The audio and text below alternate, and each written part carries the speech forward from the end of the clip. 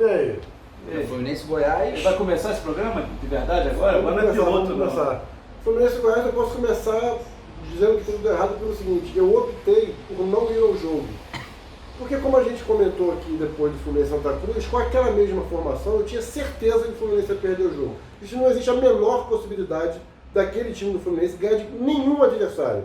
Aquele time do Fluminense que jogou contra o Santa Cruz, que foi o mesmo que jogou contra o Goiás, é capaz de perder do pior time da história do futebol brasileiro na atualidade. Que é qual? O time reserva do Fluminense. O time reserva do Fluminense ganha do time titular, que é uma merda. Então, assim, se o próximo jogo no Rio for com esse time, eu também não vou. Eu não vou enlouquecer no Maracanã, não vou, juro, não vou. Se for esse time com 4 volantes, sendo o único que sabe jogar futebol na lateral esquerda e 3 atacantes, sendo que um quer ir embora pro Corinthians, pra mim, 4 volantes que é o Caio Henrique, tá? É. Tá, então, eu acho que o time titular do Fluminense não é esse, né? Mas ele repetiu pela segunda vez depois da pior atuação do ano. Mas não é esse, mas não é esse. Não, a gente tem jogadores, o nosso elenco é limitado. O elenco do Fluminense é limitado. E os jogadores que a gente tem à disposição são ruins. Né? Que aí, tanto que a gente, por exemplo, nós temos o Mascarenhas e o Marlon de lateral esquerdo. Só que o Marlon está à disposição, mas ele não joga. Está à disposição, mas não está. Não, então, aí coloca o Caio Henrique, que é um dos melhores jogadores do Fluminense atualmente. Apesar, discernimento, né? Apesar de não tá se saindo tão bem assim na lateral esquerda. Mas ele tem futebol para jogar no meio campo no lugar do Bruno Silva, por exemplo. Então, quer dizer, o nosso elenco ele é limitado, o time titular é razoável. É razoável. Mas a partir do momento que você tem um elenco que é limitado, com jogadores que ainda estão fora das suas posições, e você ainda escala um time contra o Goiás, no Maracanã, que Goiás é advindo da segunda divisão, né? E aí você bota um time para jogar contra o Goiás com 3 volantes, 4 volantes porque é o lateral esquerdo. Mas no meio campo não tem ninguém que consiga fazer criação. E isso que a gente já viu contra o Santa Cruz que não deu. Foi um horror. Ele repetiu um time que foi um horror completo. Não tinha como ganhar. Que o cara tão pilhado, ele tem ficado meio passivo, assim, as coisas vão dando errado na frente dele. E ele tá lá olhando, aí demora para mexer, demora para botar o dedo, demora para fazer qualquer coisa. Aí o Calazans, não que o Calazans seja solução para nada, mas ele botava direto. Tenta ir na esquerda, ali, uma lateral esquerda mais ou menos. Alguém que atrapalha, alguém bota o Caio Henrique no meio para jogar, porque o Caio Henrique sabe jogar.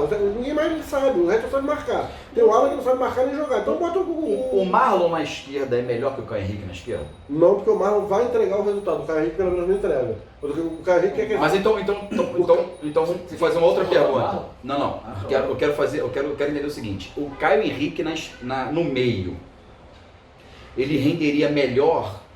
Ele seria mais importante para o Fluminense do que ele na esquerda? Ou a participação do Marlon seria tão comprometedora que é melhor botar o Caio Henrique na esquerda? A participação do Marlon é sempre comprometedora. Eu acho que com 3 volantes... Mas a gente não ganharia mais no meio campo com o Caio Henrique no meio campo? Muito mais. Então, não, talvez... Bota qualquer outro no lateral. Bota o Alan no lateral. Bota o Marquinhos Calazans. Já que está com 3 volantes, bota os laterais mais agudos. Bota o Calazans e o Gilberto. Bota qualquer um que fique parado na esquerda, atrapalhando. O cara fica ali fazendo um bota o Alan, pelo menos finge que atrapalha. Apesar de comprometer também atrapalha. Sei lá, o Alan também não dá para jogar. Eu acho que não dá para jogar. Pois é, o Alan também joga muito mal. O cara pega o Julião bota uma cadeirinha na esquerda ali e fala, pô amigo, vamos conversar de política aqui. Aí o lateral nem sobe, o lateral já fica lá atrás. Não dá para ter. Qualquer coisa ali é melhor. Não dá, velho. O Julião foi até lá na casa dar uma moral para o petista. Não, o Julião, tamo junto pra caramba, mano. Podia até chamar ele aqui para receber e falar de política. Aliás, uma boa ideia, vamos chamar o Julião no dia que ele não tiver convocado para estar ao banco de reservas. Igor, Julião, a gente gosta muito de você, quero ver você sentar aqui um dia, aquele jogo fora de casa, assiste o jogo pra gente, vai ser legal. Gosta muito na resenha. Resenha é boa, resenha é boa. Mas eu acho que o jogo do Goiás é isso, eu espero que a gente não repita o mesmo erro 3 vezes, né? Já foi contra o Santa Cruz, foi contra o Goiás, aquela formação... Aí pede música, né? Dirige ter caidores, sertanismo. Não tem a menor condição. Mas essa passividade de Diniz pode ser questões extracampo, por exemplo? Eu só consigo imaginar isso, porque assim, não é um comum, né? A gente via ele, como o Emiliano falou, muito mais ativo aqui nos outros jogos e nesses últimos 2 foi aquela passividade. Ele tá passivo, eu não tô entendendo. No jogo contra o Santa Cruz, os jogadores estavam assim, desfalecendo de condições físicas, caindo pelas tabelas, cheio de campo. Era horroroso também, cheio de campo e ele mudava. Tava com duas substituições e o Caio Henrique caía pro lado, você caía pro outro, não trocava os caras, bicho. Pelo amor de Deus. Não entendi muito também. estranho. Me causou estranheza. Vamos torcer para que tenha sido um apagão que ele tenha tido nessa semana passada e que a gente melhore, porque senão, olha só, vai ficar difícil. Agora, que jogo bizarro contra o Goiás também, que deu tudo errado, né? Isso aí era a parte previsível. Mas entrar um tufão do nada no meio do Rio de Janeiro, já começa quando os times já estão em campo. Pô, festa bonita lá, o Fluminense preparou, bacana, festa das bandeiras. Aí vai subir a fumaça, aí sobe verde e branco, aí não sobe o Grená. Porra, contra o Goiás, verde e branco. Falei, ai, cacete. Daqui a pouco, porra, apagão, daqui a pouco, pênalti. Aí o Luciano... Não, o lance do pênalti eu achei que fosse, como o Fluminense passou a fazer a gestão do estádio, eu achei que fosse até um momento Super Bowl. Me pareceu, na hora que o Luciano foi cobrar, pum, acabou, isso é Super Bowl, meu irmão. Isso aí, mano, pô, o Fluminense tá, com pioneiro que somos, né, porra, Super Bowl, vamos fazer criar um momento dramático, que é o ápice do... Inventar uma coisa nova. Vamos inventar a luz. Aí a torcida... Mas a torcida tava bem. A torcida foi bem no momento do apagão. A torcida vai bem. Na parte não, mas a torcida foi bem. Eu que geralmente reclamo das pessoas não irem, eu reclamo. Mas, pô, foram quase 20 mil pessoas. 20 mil pessoas, sabe o que é? É quase o triplo do quê? Do público do Flamengo naquela semifinal da Libertadores que eles falam que foi maravilhoso. Ah, de 80 e 20 mil pessoas, não, naquela 81, quando eles roubaram, 20 mil pessoas é quase o triplo. Da semifinal, quando o poderoso Jorge Wilstermann, Andrade Adílio, Zico, Tita Nunes e Lico, tinha 7 mil pessoas. 7 mil pessoas? Mas foi uma Libertadores do caralho. Então o triplo desse público foi no jogo quinta-feira. Um excelente público. Foi legal. Eu queria saber até quando que o Luciano vai ficar batendo pênalti. É inacreditável. É inacreditável. É bom, não. Outro jogo lá que deu pro Júnior Gonzalez que não tinha. Na verdade, o meu pro Júnior. Foi engraçado, porque o Júnior pegou pra dar pra alguém. Aí quando ele pegou, todo mundo comigo não tava, foi pra cada lado, ele ficou com aquela cara dele. Falou, bom, vou bater, né? Mas fez. Isso foi no Fla-Flu, né? No Fla-Flu. Ele pegou pra dar pra alguém. É porque o Luciano ia bater também. Ele não bateu porque amarelou. É um ruim com confiança, né? É tipo o Rony, que conseguiu perder um pênalti no dia do centenário. Gênio. Mês Palmeiras. O Luciano lembra muito o Rony, inclusive. Batendo pênalti. Você já sabe que ele vai bater. Eu vou pegar uma cerveja de volta aqui, mas o vídeo continua. Não, mas então eu quero uma também. Então pega 3. Mas o Rony foi seleção brasileira. O Luciano já foi? Segundo o André Rezec, o Luciano com uma perna só é melhor que o Wagner Lopes. Ele já se desculpou por isso. Então ele é só melhor com as duas pernas mesmo. Mas acho que realmente o Luciano... Agora, o Luciano, de novo, assim como o jogo contra o Santa Cruz, ele podia ter mudado o jogo. Aquele gol que ele perdeu, inacreditável, contra o Santa Cruz, mudava o jogo.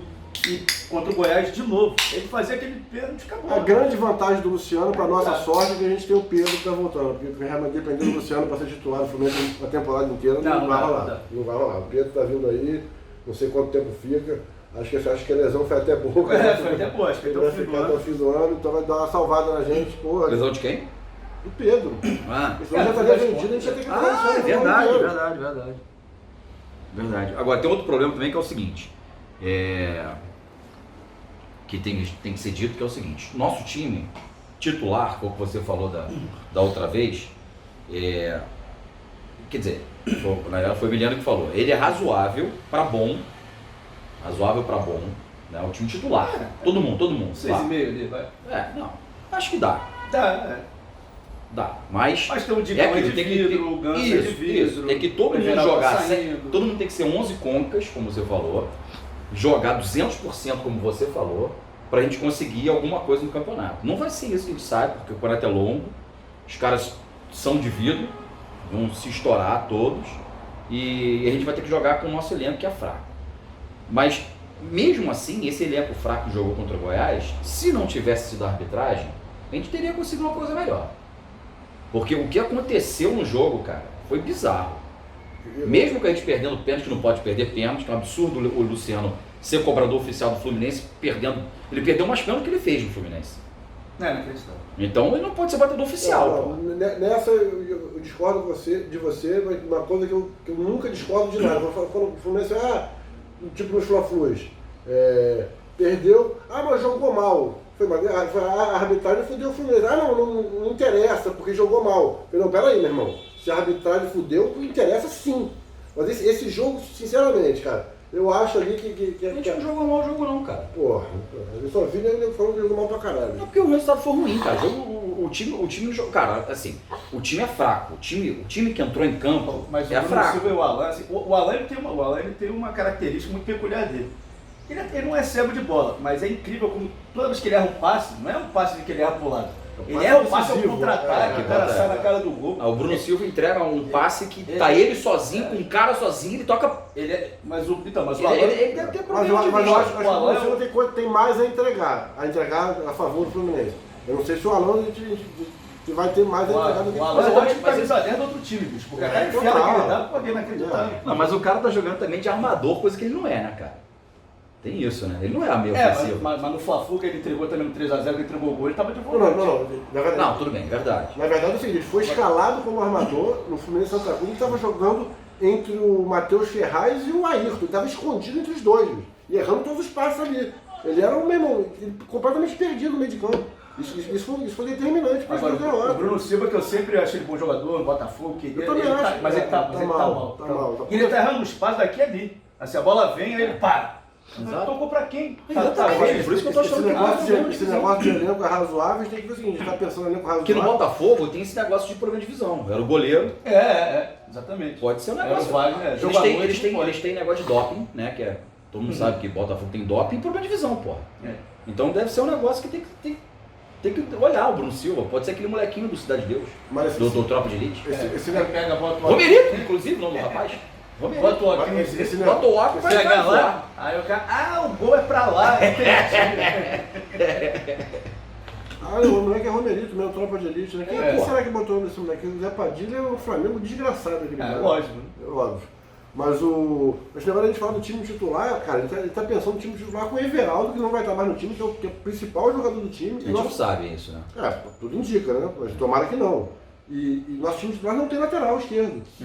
Cara, você jogar um campeonato brasileiro sem um jogador da posição que seja razoável. Porque ele tem Mascarenhas e Marlon. Que o Marlon seria o titular. Isso que preocupa. E também não tem meia. Mas o time tem o Ganso não só. ninguém. O outro é o Daniel Zaço. Pois é, eu tô falando. O time é Não, tem Dodão e Léo. O time é ruim, velho. O time é Léo. ruim. O time é ruim e o elenco é péssimo. A gente não tem jogador assim. O 10 tem, o Ganso. O 6 não tem.